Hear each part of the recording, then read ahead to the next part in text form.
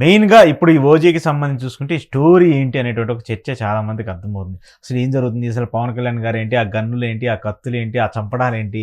ఇవన్నీ అనిపిస్తా ఉంటాయి. సో ఇవన్నీ నాకైతే 'భాషా' సినిమాలో పాత రజనీకాంత్ గారిని ఇదంతా చూసినట్టు చూస్తున్నప్పుడు అనిపించింది. అదే ఇట్స్ బేస్డ్ ఆన్ అంటే మనకు ఆల్రెడీ ఆ ట్రాక్ అలా ఉంటది కాబట్టి ముంబై అనంగాల్నే ఆ హ్మ్. డాన్‌లు అదంతా గుర్తుకొస్తా ఉంటది కాబట్టి 'భాషా' సినిమానో, ఇంకో సినిమానో అనిపిస్తాయి. అయితే ఇట్స్ యాజ్ ఇట్ ఈస్‌గా ప్యారలల్‌గా కూడా అలాంటిగా స్టోరీలానే కనిపిస్తుంది. 'సుజీత్' ఏం డిజైన్ చేసుకున్నాడో తెలీదు గాని స్టోరీస్ ఎప్పుడు కూడా ఒకేలా ఉంటాయండి. కానీ దాన్ని చూపిచ్చే కోణం కావచ్చు, ఆ విధానమే డిఫరెంట్‌గా ఉండాలి. డైరెక్టర్ విజన్ అంతా కూడా ఎక్కడుంటది?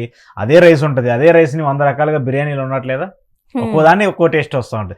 యాజ్ ఇట్ ఈస్‌గా స్టోరీస్ ఎప్పుడు కూడా ప్యారలల్‌గా ఒకే లైన్‌లోనే నడుస్తున్నాయి. కానీ దాన్ని మేక్ ఓవర్, టేక్ ఓవర్ ఎలా ఉంటదనేదే డైరెక్టర్ ఆర్ట్. డైరెక్టర్‌ని అందుకే కెప్టెన్ ఆఫ్ ద షిప్ అనేది దానికి సంబంధించి.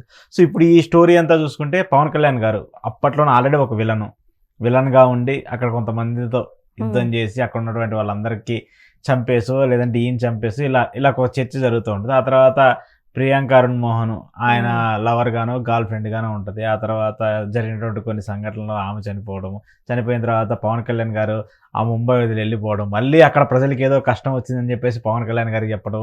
మళ్ళీ నేను ముంబై వస్తున్నాను అందరూ రెడీగా ఉండని చెప్పేసి అవును. వాళ్ళందరూ ఈ ట్రైలర్‌లోనే చూసాం కదా! సో, హ్మ్. పవన్ కళ్యాణ్ గారు చెప్పడము. ఇక్కడికొచ్చిన తర్వాత ప్రకాష్ రాజ్ గారు అంటారా? లేదంటే ఇక్కడ విలన్ల చేతిలో బందీగా ఉన్నటువంటి ప్రజలను కాపాడటం కోసం పవన్ కళ్యాణ్ గారొచ్చి ఆయన చేసేటువంటి సృష్టించేటువంటి విధ్వంసానికి సంబంధించిన స్టోరీగానే ఈ ట్రైలర్ చూస్తే మనకు కనిపిస్తుంటది.